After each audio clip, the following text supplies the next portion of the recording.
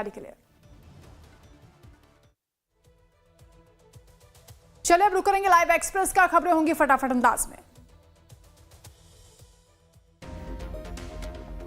PM Modi और चीन के राष्ट्रपति शी जिनपिंग के बीच हुई द्विपक्षीय बातचीत। 5 साल के बाद भारत और चीन के बीच हुई बैठक। ब्रिक्स समिट में दोनों नेताओं ने की मुलाकात। शी जिनपिंग से मुलाकात के बाद बोले पीएम मोदी, कहा एलएसी पर समझौते का हम करते हैं स्वागत, अब खुले मन से होगी हमारी बातचीत।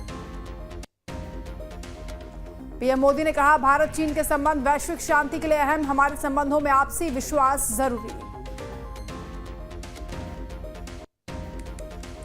ब्रिक्स समिट में पीएम मोदी का बयान, कहा विभाजनकारी नहीं जनहितकारी है ब्रिक्स, वैश्विक चुनौतियों का सामना करने में है प्रभावी।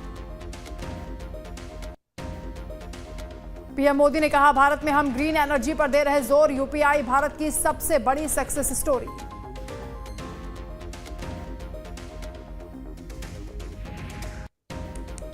कजान के एक्सपो सेंटर में पीएम मोदी का हुआ भव्य स्वागत। ब्रिक्स सम्मेलन में शामिल नेताओं के साथ फोटो सेशन में लिया हिस्सा।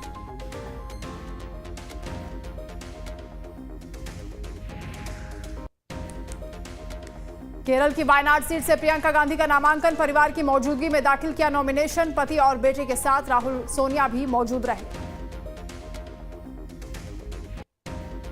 प्रियंका ने वायनाड में किया रोड शो, भारी संख्या में लोगों ने लिया हिस्सा, सभी का उन्होंने अभिवादन किया। राहुल गांधी भी शामिल हुए।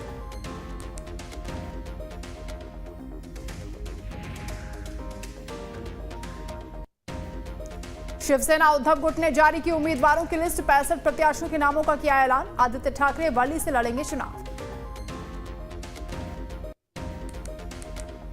एनसीपी अजीत गुट ने जारी की पहली लिस्ट, 38 उम्मीदवारों का किया ऐलान। बारामती से चुनाव लड़ेंगे अजीत पवार, येवला से छगन भुजबल को मिला टिकट।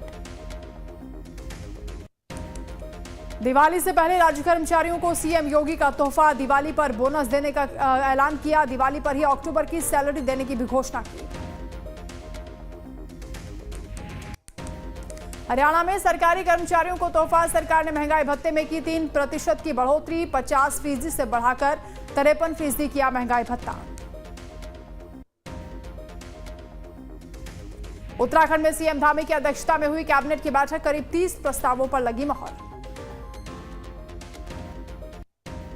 बॉम्बे हाईकोर्ट से छोटा राजन को मिली जमानत, जया शेट्टी हत्याकांड में जमानत दी गई। हाईकोर्ट ने आजीवन कारावास की सजा को सस्पेंड किया।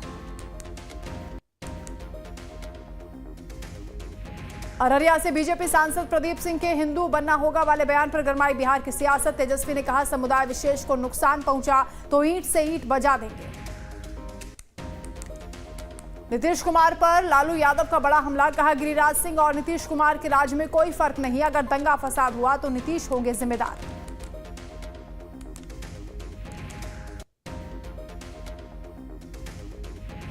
तेजस्वी और लालू के डबल अटैक पर जेडीयू का पलटवार। जेडीयू प्रवक्ता नीरज कुमार ने कहा किसी में दम है तो दंगा फसाद करा दे। भागलपुर के दंगाई को लालू यादव ने चांदी का मुकुट पहनाया था, लेकिन नीतीश दंगा पीड़ितों की मदद करते हैं।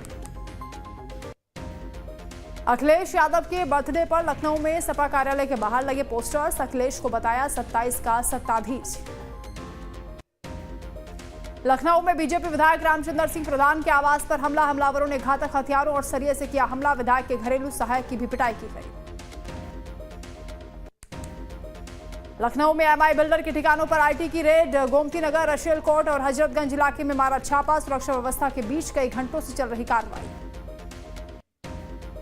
अयोध्या के कैंटोनमेंट बोर्ड में सीबीआई की छापेमारी, रिश्वत लेने के मामले में जेई और मेट के थानों पर और ठिकानों पर हुई रेड। ठेकेदारों की शिकायत पर दोनों की हो चुकी है गिरफ्तारी। करतारपुर साहिब कॉरिडोर पर समझौते की मियाद बढ़ी, अगले 5 साल तक तीर्थयात्रियों को गुरुद्वारे तक वीजा फ्री एंट्री। विदेश मंत्री एस जयशंकर ने दी है जानकारी। त्योहारों के मौसम में रेलवे स्टेशनों के प्लेटफॉर्म